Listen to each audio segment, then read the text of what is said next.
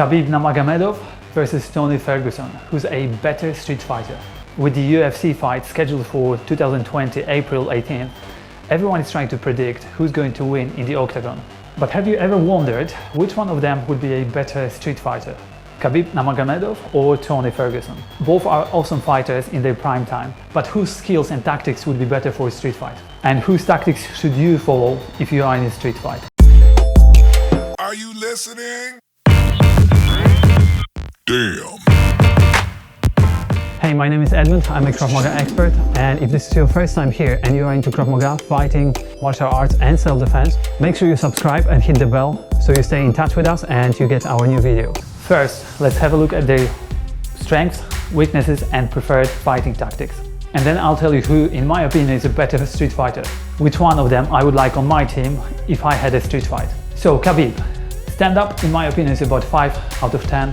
It's not awesome, it's not great, it is good, it's fine. Of course, grappling and ground fighting is 10 out of 10. He's a top athlete in that respect. Tony Ferguson, on the other hand, I would give him 8 out of 10 in all stand-up, grappling and maybe actually 9 in ground fighting. Okay, what is my opinion in that case? Who's a better street fighter? I have bad news for all you Khabib fans. And don't get me wrong, I like him as a fighter. Ironically, his best weapon could be the weakest point in his street fighting skills. Ground fighting on the street is a very risky procedure, and this very protective mother can prove it to you with a very sneaky kick to the face. Who's on the ground? Boy. Or down.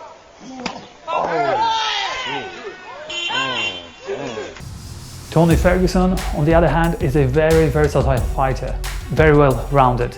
He's great in striking, he's great on the ground, his mental attitude is on the level crazy, and he's creative. That's exactly what you want in a street fighter.